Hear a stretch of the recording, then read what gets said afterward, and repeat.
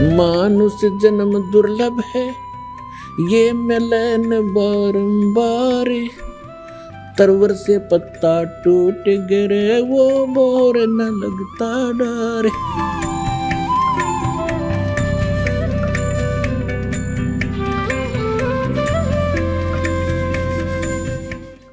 दीक्षा का जो प्रोसेस है वो 3 बार में पूरा होता है। कबीर परमात्मा जी का आदेश है कि जो पूर्ण गुरु होगा वो 3 बार में दीक्षा कर्म को पूरा करेगा। और ये नकली एक बार ही देकर फारिग कर देते हैं, इनके पास कख नहीं। ये श्री अर्धनाम साहिब जो बनारस के अंदर लहर तारा तालाब के ऊपर आश्रम बनाए हुए हैं, इनसे प्रश्न किया जाता है, कोई पूछता है कि जी आप एक बार में दीक्षा पूर्ण कर देते हो या कई बार में? तो ये कहते हैं कि एक ही बार में दीक्षा दी जाती है। इनका कहना है कि यदि एक बार में दीक्षा ना दी किसी शिष्य को और फिर उसकी मृत्यु हो जाए तो अधूरा ही रह जाए, इसलिए एक ही बार में दीक्षा दी जाती है। ये तो बच्चों वाली बातें करते हैं। ये कबीर सागर का भी इनको ज्ञान नहीं, परमात्मा का क्या विधान है। ये तो कति अज्ञानी व्यक्ति के विचार होते हैं जो श्री अर्धनाम साहिब जी ने बोले हैं। अब जैसे कोई कहे कि एक बच्चा स्कूल में प्रवेश पाता है, वो प्रथम कक्षा में प्रवेश पाता है, फिर द्वितीय करता है, फिर तृतीय करता है, चतुर्थ करता है, ऐसे वो 16-15 वर्ष तक पढ़ता है। और कोई ये कहे कि इसको हम तो एक ही बार में बीए करा देते हैं, क्या पता फिर ये जीवित रहे या नहीं रहे। कोई ज्ञान है इनका, नकलियों का, डुप्लीकेट सारा ज्ञान दुनिया को भ्रमित करे बैठे। ऐसे विचार हैं जैसे बालक भी नहीं बोले। और देखिए कबीर सागर के अंदर प्रमाण है कि 3 बार में दीक्षा पूर्ण होनी चाहिए, वही परम संत है। देखिए आपके सामने दिखाते हैं। अब ये कंसेप्ट क्लियर करते हैं कि ये कहाँ प्रमाण है कि 3 बार में दीक्षा पूरी होनी चाहिए। ये पवित्र कबीर सागर के अंदर अमर मूल नामक एक चैप्टर है, उसके 265 पृष्ठ पर लिखा है।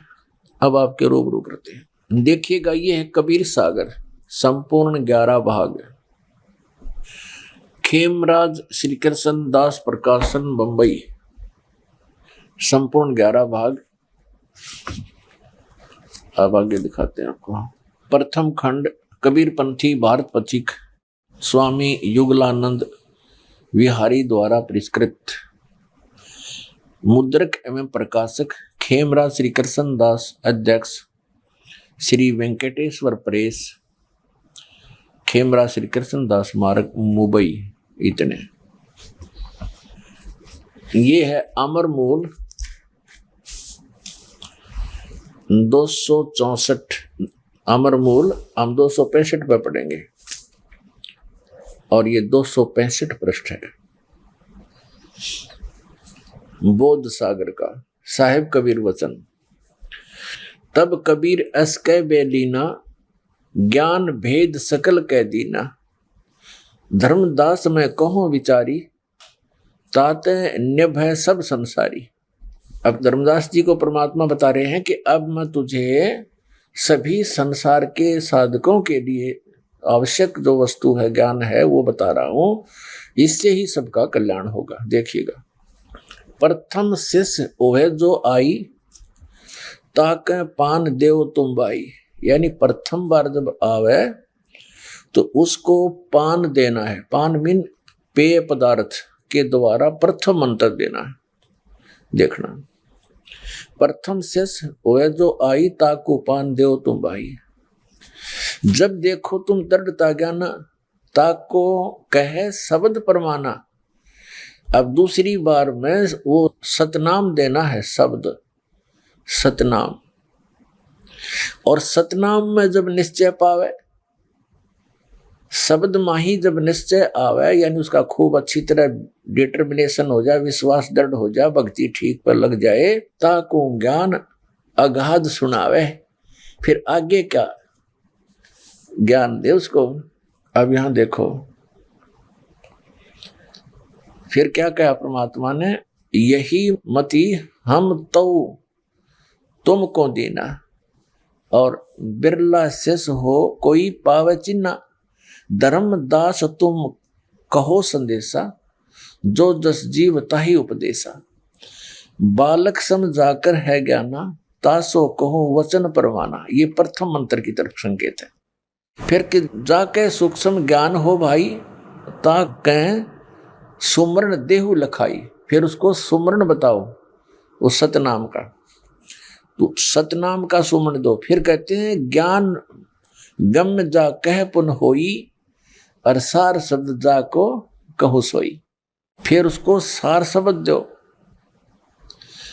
तीसरी बार में उसको सार शब्द कहो, सुनाओ, बोलो। आदि नाम हम भाग सुनाया, मूर्ख जीव मर्म नहीं पाया। अब इससे क्या स्पष्ट हुआ? इससे ये स्पष्ट हुआ कि कबीर परमात्मा जी का आदेश है कि जो पूर्ण गुरु होगा वो 3 बार में दीक्षा कर्म को पूरा करेगा। और ये नकली एक बार ही देकर फारिग कर देते हैं, इनके पास कख नहीं। सतनाम सतनाम का गुण गावे और सतनाम का न कख नहीं पता। तो 3 बार में दीक्षा दी जाती है, आपको प्रमाणित कर दिया। और दास सन 1994 से जब से आदेश हुआ दास को, उसी समय से दे रहा है, यही दान कर रहा है।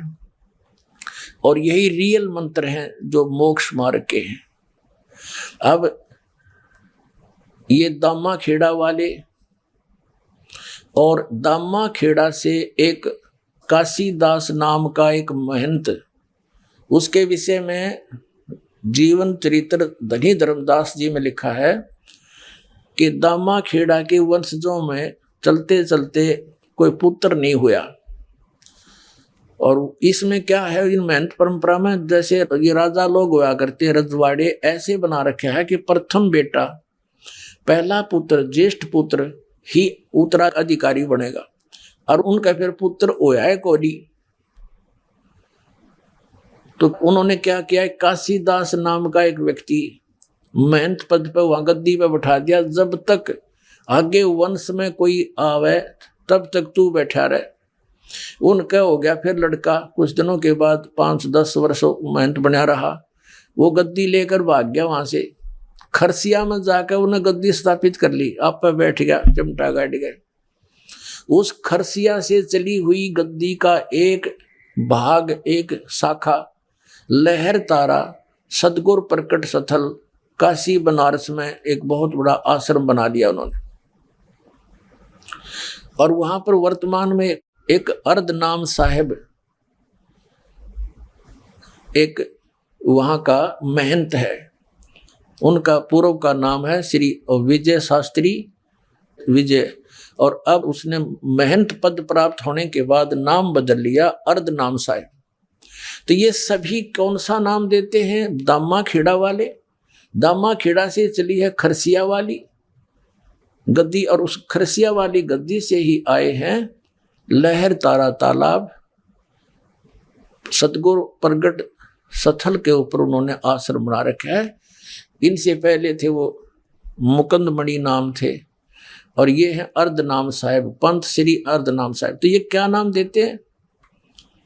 अब ये बिजली गिरी कैसे,